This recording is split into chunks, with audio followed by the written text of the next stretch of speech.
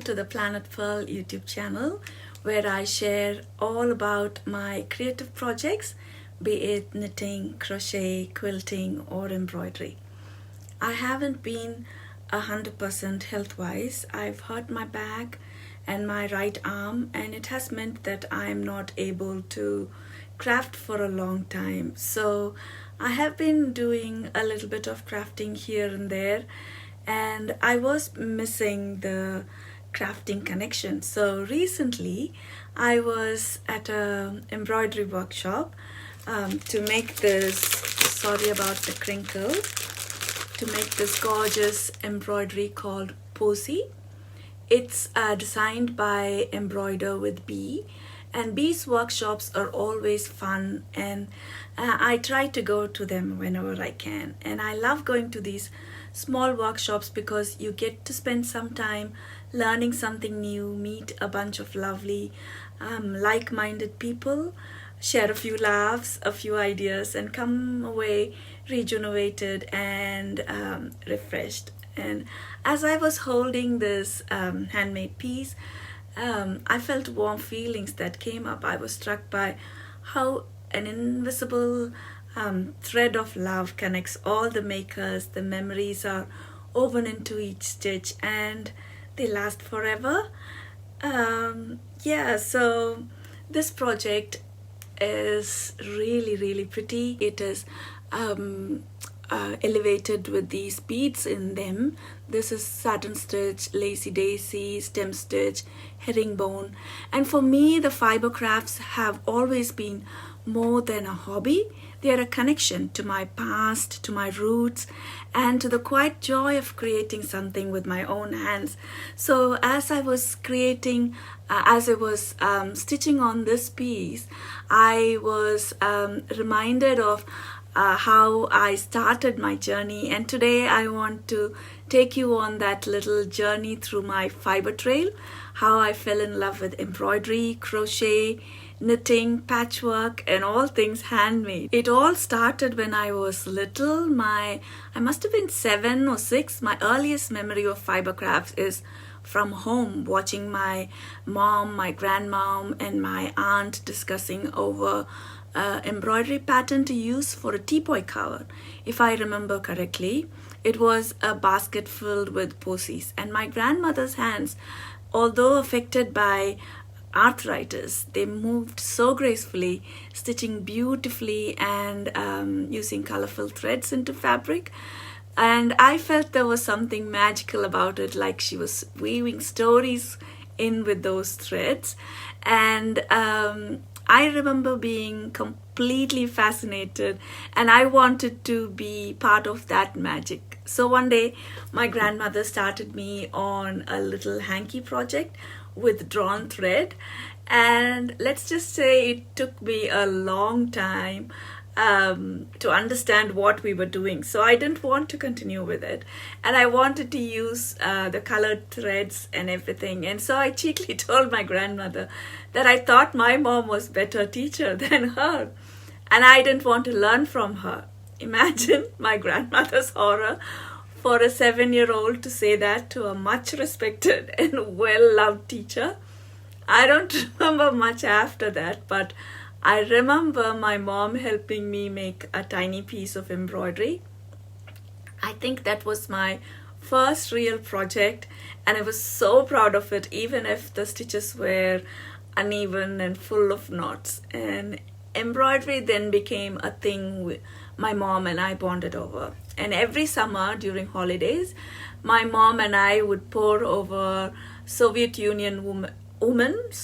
Woman magazine, chose a embroidery pattern. My mom would help me trace the pattern and get me embroidery floss, and that would be my project for that summer. And I loved it, and I would usually gift my finished project to a special person in my life. And it was something that I looked forward to every summer. It was our thing. And then came crochet. The first memory of being introduced to crochet was going with my mom to Mejira Coat's exhibition. My mom got a green anchor thread and hook to crochet.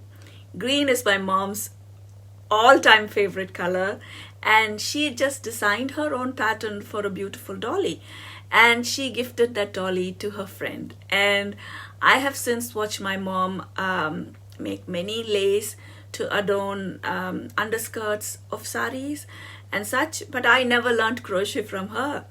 And only after I moved countries and my firstborn had started regular school, I taught myself to crochet. And we didn't have YouTube at that time. We didn't have a lot of stuff, just a little bit here and there on the website. And there were these MSN groups where the women were really, really helpful. And that was a lovely, lovely community that I miss to this day.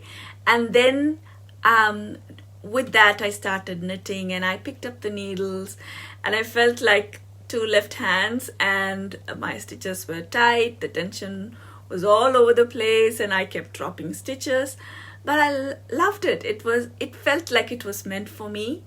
And my first finished object, it was a wobbly little scarf full of mistake. It was a seed stitch scarf, but I wore it like a masterpiece. I wore it everywhere, and I loved it. And yeah, that was a really, really lovely place to start. And the reason that I am reminiscing over all these things is that my son accidentally found one of my oldest blogs that was in 2007 or so. And that brought in all these memories of how I started and how much I fell in love with it, and all this community and everything that was intertwined with all of those memories came rushing back. And as years passed, I have kept going, and then I tried patchwork and quilting. And every new craft felt like I was opening a door to a world that I never knew existed. So it all has come together, and there's something about fiber that speaks to me. The softness of the yarn, the colors, the stitches, the rhythm of the needles working together, the way the fabrics come together to create something. It became more than just making things. It became a way of expressing myself, and I have since enjoyed making all of these things. And when I moved to New Zealand, my world of fiber crafts expanded even more. I discovered hand-dyed yarns, local wool, and a community of makers who shared the same love for slow, mindful creating. And it has been such a wonderful experience for me. And the move also made me cherish handmade even more. In a fast-paced world, taking time to make something with your own hands feels like an act of self-love, a way to slow down, to breathe and be present. And today, fiber crafts are woven into my daily life. They are my comfort, my creativity, and my little escape. Whether it's embroidering or a little posy, or knitting a pair of socks, quilting a patchwork piece, or sewing a project bag, every stitch holds a story. I like to dabble with everything, and I love to document all of those things in my knitting journal, in my craft journal.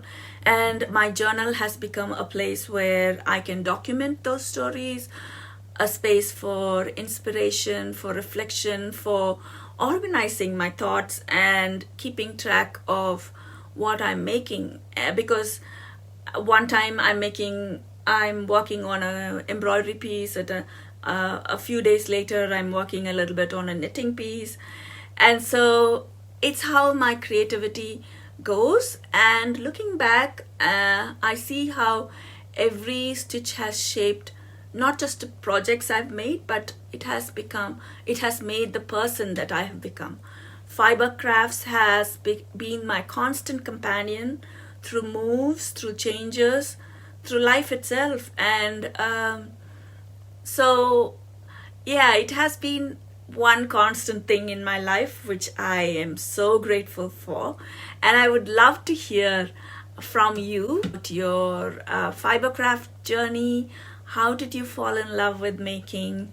Did you learn it from your mother, grandmother? Share your stories in the comments and I'd love to read them. And of course, there's always more to come on this fibre trail. I love visiting fibre stores, fibre events. And now that I have shared my fibre story, I would love to hear from you. What's your fibre craft journey? How did you fall in love with making? Did you learn from your grandmother, your mother, or from your peers, or did you teach yourself? I would love to hear all your stories in the comments. And thank you so much for spending some time with me today. And until next time, take care, bye, and happy crafting.